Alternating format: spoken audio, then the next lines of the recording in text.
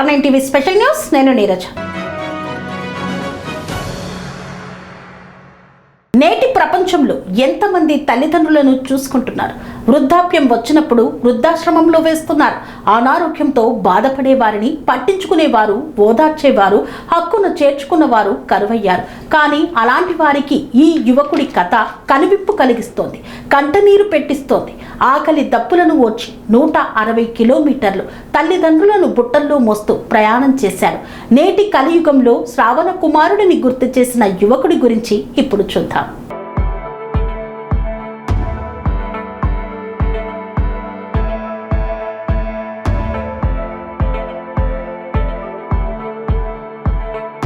నేటి స్వార్థపూరిత ప్రపంచంలో మానవత్వం ఇంకా సజీవంగా ఉందనడానికి ఇది ఒక నిదర్శనం.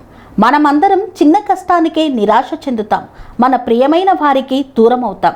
కానీ ఇక్కడ ఒక యువకుడు తన ప్రాణభయం, ఆకలి దప్పికలను సైతం లెక్క చేయకుండా భుజాలపై నడవలేని తన వృద్ధ తల్లిదండ్రులను మోసుకుంటూ 160 కిలోమీటర్లు నడిచాడు.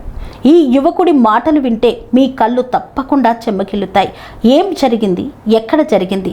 అతని కొడుకు పలికిన ఆ ఒక్క మాట యావత్ ప్రపంచానికి ఎలా గుణపాఠంగా మారిందో పూర్తి వివరాలను ఇప్పుడు తెలుసుకుందాం. బర్మా నుండి బంగ్లాదేశ్ వరకు మృత్యు మార్గంలో ఒక ప్రయాణం సాగింది. ఈ సంఘటన బర్మా అనే దేశంలో జరిగింది. అక్కడ అంతర్యుద్ధం, పోరాటాలు మరియు హింస కారణంగా వేలాది మంది ప్రజలు తమ ప్రాణభయంతో ఇళ్లను వదిలి పారిపోతున్నారు. ఈ యువకుడి కుటుంబం కూడా వారిలో ఒకటి. గ్రామం మొత్తం నిర్మానుష్యంగా మారింది. తుపాకీ కాల్పులు మరియు మంటల శబ్దాల మధ్య బ్రతకడమే అతిపెద్ద సవాలుగా మారింది. ఆ యువకుడికి పొరుగున ఉన్న బంగ్లాదేశ్కు పారిపోవడం తప్ప మరో మార్గం లేదు. కానీ సమస్య ఏమిటంటే అతని తల్లిదండ్రులు ఇద్దరు చాలా వృద్ధులు. వారు సరిగ్గా నడవలేరు. ఆ కుమారుడు ఒంటరిగా పరిగెత్తి ఉంటే కొన్ని గంటల్లోనే సురక్షితంగా బంగ్లాదేశ్ చేరుకోగలిగేవాడు. కానీ తన తల్లిదండ్రులను విడిచి వెళ్ళడానికి అతని మనస్సు ఒప్పుకోలేదు. 7 రోజుల నరకయాతన పడ్డాడు. 160 కిలోమీటర్ల సాహసయాత్రను చేపట్టాడు. ఆ యువకుడు ఒక నిర్ణయం తీసుకున్నాడు.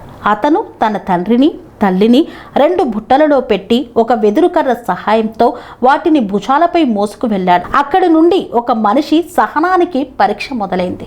చెప్పులు లేకుండా నడక సాగించాడు. అతను అడవి, గడ్డి మైదానం, రాళ్ళు మరియు ముళ్ళగుండా చెప్పులు లేకుండా నడిచాడు. అతను 7 రోజుల పాటు సరైన ఆహారం లేకుండా కేవలం నీళ్లు తాగుతూ నడిచాడు. ఆకలిగా ఉన్నప్పటికీ తనకు దొరికిన కొద్దిపాటి ఆహారాన్ని తన తల్లిదండ్రులకు ఇచ్చేవాడు. సుమారు 160 కిలోమీటర్లు. ఒక సాధారణ వ్యక్తి అంత దూరం నడవడమే కష్టం. ఇక 2 వృద్ధులను అంత దూరం మోయడానికి దైవిక శక్తి కావాలి. అతను బంగ్లాదేశ్ చేరుకున్నప్పుడు ఎదుర్కొన్న ఒకే ఒక్క ప్రశ్న. 7 రోజుల తర్వాత అలసిపోయిన ఆ యువకుడు చివరకు బంగ్లాదేశ్ సరిహద్దుకు చేరుకున్నాడు. అతన్ని చూసి అక్కడి ప్రజలు ఆశ్చర్యపోయారు.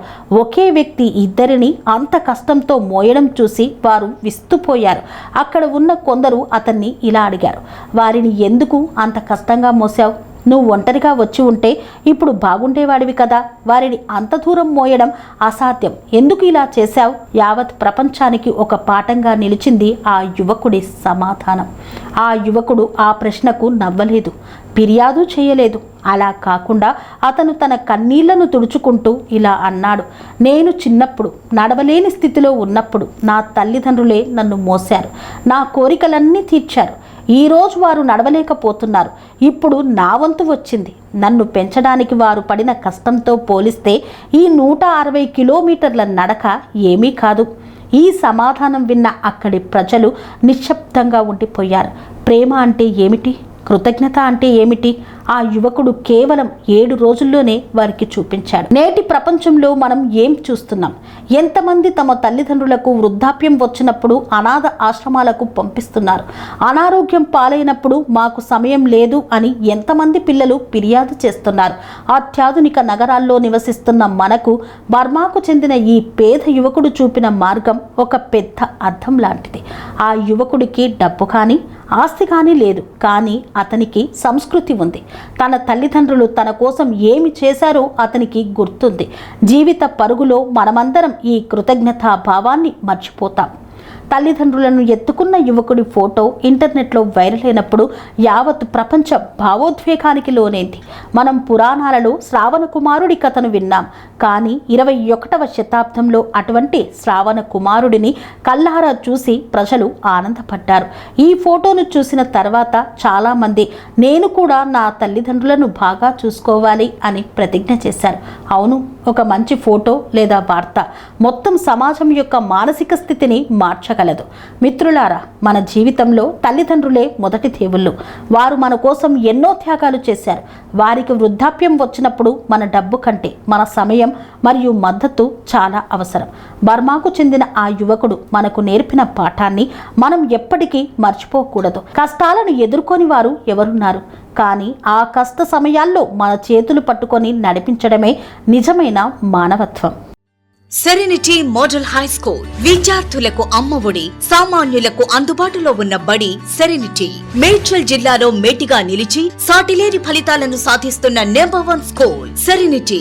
మా ప్రత్యేకతలు: ప్రతి విద్యార్థి పట్ల వ్యక్తిగత శ్రద్ధ, activity based learning and digital classrooms, computer lab, 100% ఫలితాలు, sports and cultural activities, yoga, abacus మరియు Vedic maths education. Please visit Serenity Model High School, Nagaram. Admissions are in progress.